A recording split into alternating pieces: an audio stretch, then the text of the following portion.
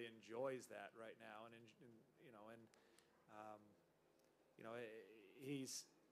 he won yesterday as an individual, and I know how much that means to him and how important it was. But he's flipped that that page pretty quickly, and is really excited to join his teammates and move forward in that process. Okay, on microphone 3, I think it's Neil, is it? Yeah, Thomas, a question on Tiger. The way his current form is bringing in, is he a player to be feared this week? And will winning against him be worth feel like an extra point for the Europeans? These are 24 of the best players in the world, and when they go up against each other, they're all capable of amazing things on both sides. We don't fear anyone because we played against them so many times before individually, but we respect our opponents and know what we're up against, and that's, I think, is the key to all of this. We'll go out and do what we can and play our game, and what stands on the other side we know is one of the strongest American teams of all time, and we know we've got to play our best to come up against this team, and that's what's in front of us. We don't hide behind what we are and who we are and what we do together, and that's what it's all about this week. We do what we do as a European team, and then we'll go out and take that on a golf course, and that's all 12 Americans. It's not one individual, it's the whole team that we're up against. We've got Phil on microphone 1. Thomas, it understandably went under the radar with what happened yesterday, but how pleased were you with Sergio's performance in Portugal? Pleased. I was pleased for Sergio. I think he felt like more than I felt like he wanted to get out there and shoot some good numbers and feel good about himself on the golf course. I know what Sergio stands for. I know what he brings to this team, and I've said it all along. He's an integral part of what we are and who we are. So that's what it is. But he'll be happy with what he's done this weekend, and he came in here in good spirits and with a big smile on his face, and that's what he will send on to his teammates. Question in the middle on microphone 2. Yeah, but Thomas, that was part of my question, which is, like when you pick Sergio, part of the calculation was he will have a month to rest. He will get back on his game, and do you think he has delivered? And can you comment a little bit on your conversations with him in the last couple of weeks in preparation for the Ryder? I think with Sergio, Sergio's the type of guy that he sometimes needs that little boost of things going. He feels like things is going his way, and I think the conversations I had with him leading into picking him and I've had after him makes him feel like he's in a good place, and his golf is moving in the right direction, and I know the values of him as a person, and now he wants to get out on the golf course and show what he's capable of. We all know that Sergio at his best, he's one of the best golfers in the world. So he's in a good place. He's got a big smile on his face, happy, and he just can't wait to get out there. And like all of them in this team, they're really buzzing about this Ryder Cup coming up, and they want to get out and play golf. And he's no more than any of the other 11, but he's also very much a big part of what we do, like they all are. And I'm delighted with the conversations I've had with him. They've been positive, they've been great, and he knows what he's doing, and he's in a good place. Microphone 4 back left, please. Jim and Thomas, I know you guys have put in a bunch of work on partnering guys up and talking about how you're going to do that. How much will the preparation of the next 3 days factor into those partnerships? Jim? I think it'll have a little effect. I think we have a pretty good plan of how we'll partner our players up. I think, I think we have options in some of our pairings, and some of that will play out in the next few days. But I think we're very comfortable with kind of a game plan and who will play together and in what formats. Yeah, I'm a little bit with Jim on that. I think you prepare yourself, 80-90%, and then there's a few little bits that can move as the week progresses. There's a lot of things that can happen with the players and to the players in a week like this. So, you're in your mind, you're very set on where you want to go with it, and something uncharacteristic has to happen if you're going to change it. But pretty much set in your mind where it's all going to go. I'm going to go microphone 1 on the right, please. Rick?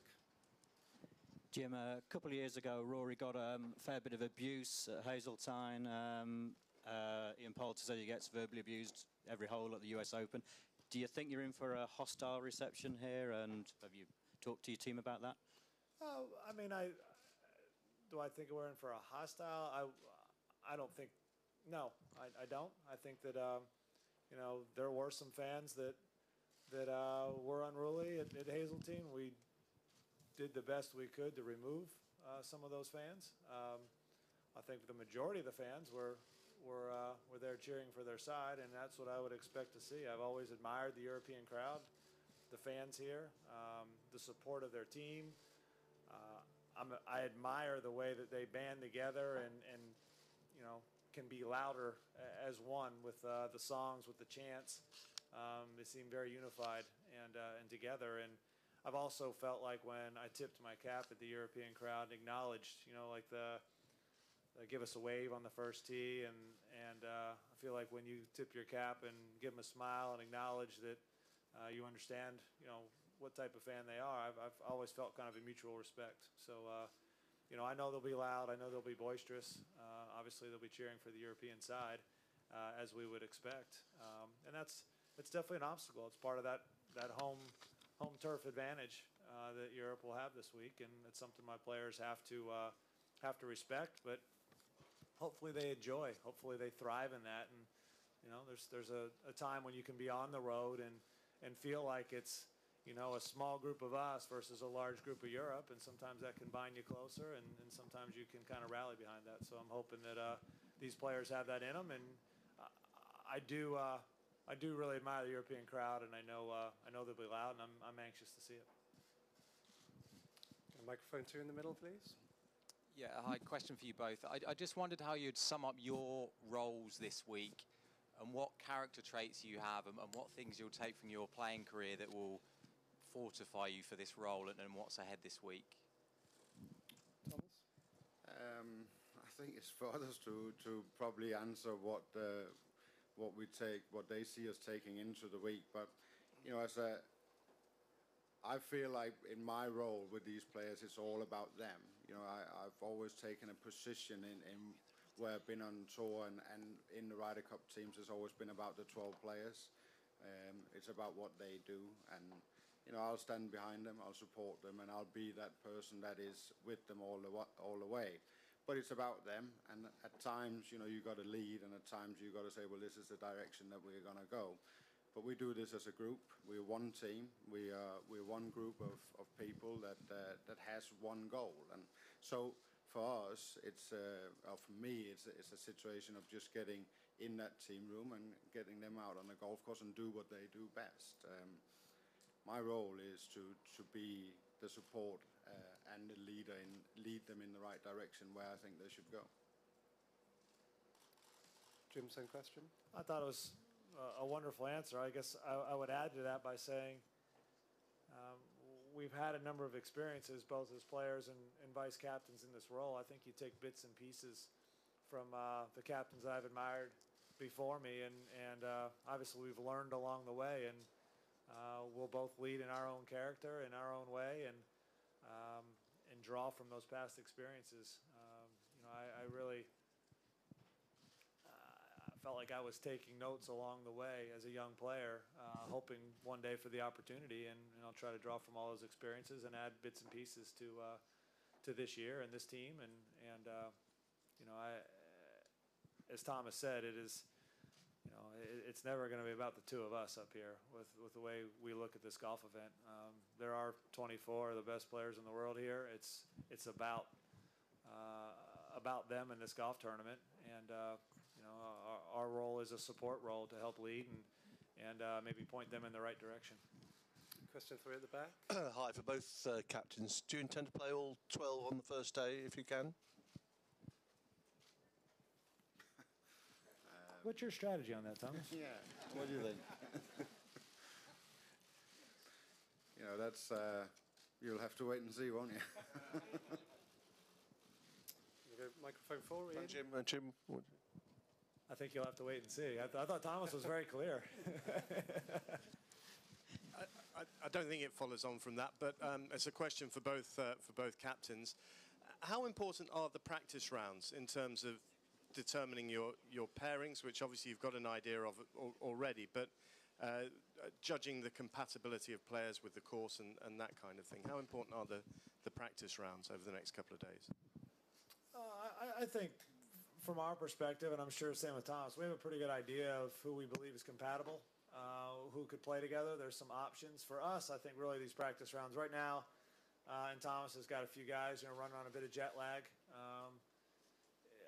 I want them. These next 3 days are very key for us, I think, and very important in practice to get to know this golf course, to understand as best we can the ins and outs. I think 6 of my players have played the golf course before, 6 haven't. Maybe pairing some of those guys up that have and have not to kind of help them around the golf course the first day. But our preparation for the next 3 days for me is key.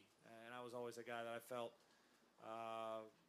broke down golf courses in a nature trying to learn, like at a major championship, trying to learn a golf course in 36 holes and be very prepared for that round on Thursday. That's what we're going to have to do, and the European side's going to know the golf course a lot better. They've played the French Open here. They've had a lot of success here with the past two champions and a number of top 10. So that's one of the things we have to overcome, and that preparation and learning this golf course first is most important, and the compatibility and learning how that'll work into foursomes and four balls will also help as well. Thomas? Yeah, I mean, we're here to, we want to get out on the golf course, and as much as we played this golf course before, it's a golf course that's there this week, and things change, and the conditions are a little bit different than they are in June and July when we played French Opens here. So they want to get out there and get to know the golf course. I'm with Jim there. I think we both have a good idea in our minds where these teams and pairings are going. And as I said before, it doesn't mean that they can't change, over the next 3 days. But I think I'm pretty clear where I want to go and where we start, and then we go from there. And that's, I think, as a captain, that's where you want to be. You want to be in a situation where this is my plan, and then you got all sorts of different plans coming after that. So I'm in a good place with my pairings, but as I said before, you're prepared at 80-85% of what you want to do, and then a few things happens over the next few days. We'll go to mic 2, Doug.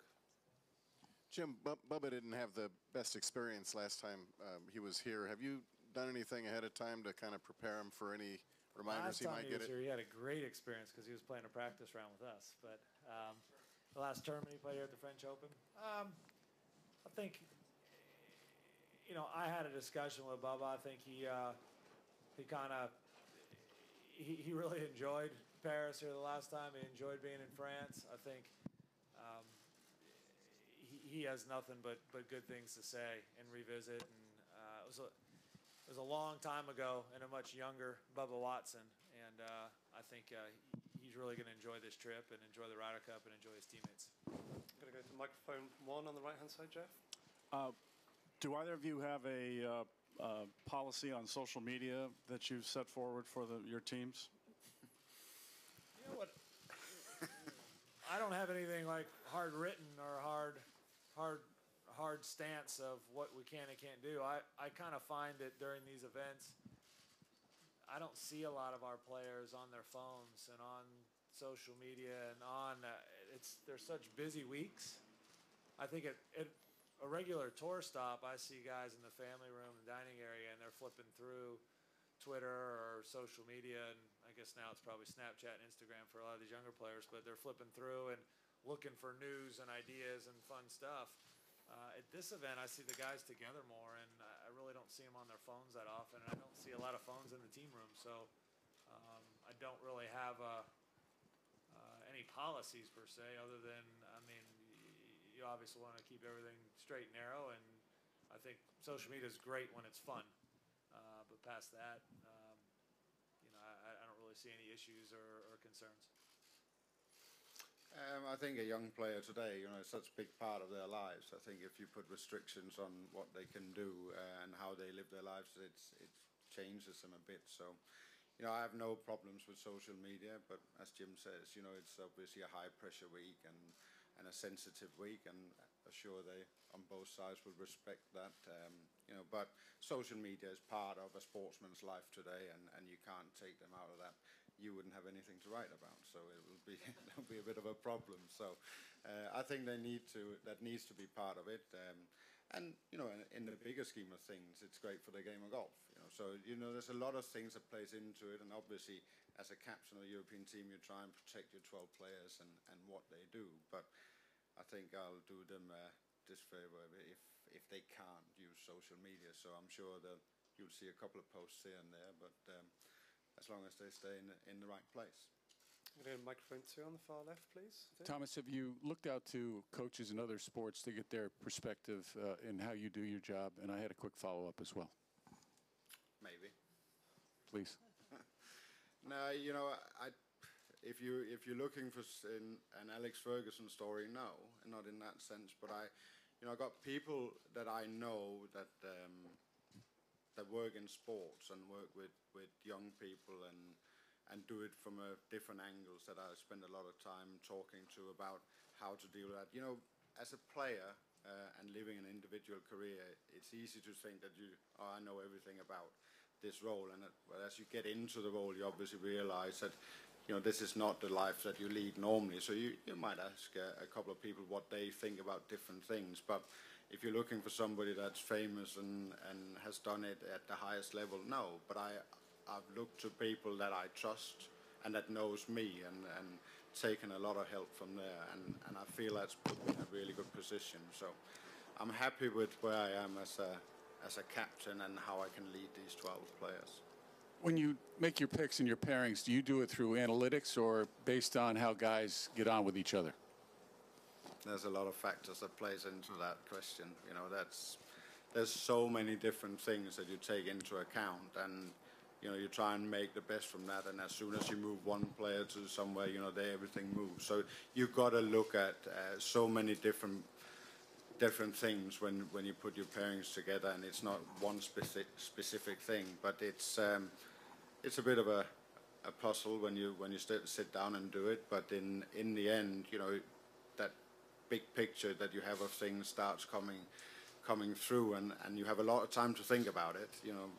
Both Jim and I have been in this for a long time, and I'm sure Jim spent as much time as I have waking up in the middle of the night thinking, well, this works and maybe this works, but that big picture comes through that time, and I'm glad I've been in the role for this long, because it's given me a chance to think about it and rethink all the things I wanted to do, and that puts you in a very confident place of that you've gotten to the right decisions now, and now it's just go. Going to go to microphone 1 on the right-hand side, I think, Martin. Yeah, a question for Jim. You guys from the US haven't won on the European soil for quite a few years now. Is it an extra motivation for your players, or is it some kind of a burden? I'm not sure I quite got that. Went on European soil for a few years. Is extra motivation for your players?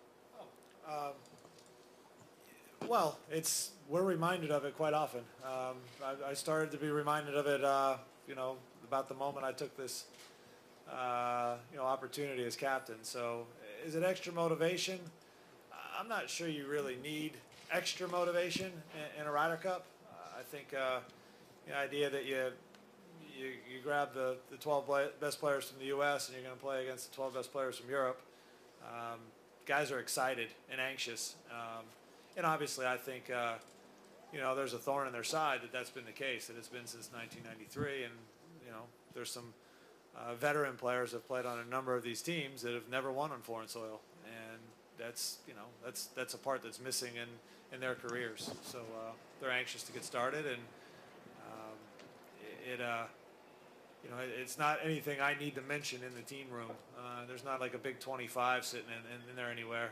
They're well aware of it, and they're well aware of how difficult it is to win in Europe. And that's the battle we fight this week. And it's a strong team. Thomas mentioned it. This is probably the strongest American team we've ever had, and I would venture to guess it's maybe the strongest team Europe's ever fielded as well, from top to bottom. So it was a very deep team, and they play well together. be a tough week for us. But we're looking forward to that challenge. We have a microphone two at the front, please. Thomas, Pultz, I think, was the first guy out there on the range today. I just wonder if that was a bit fitting and how much he's chomping at the bit, to get after this. Yeah, I think he wanted to go midweek last week if he could. He looks forward to this.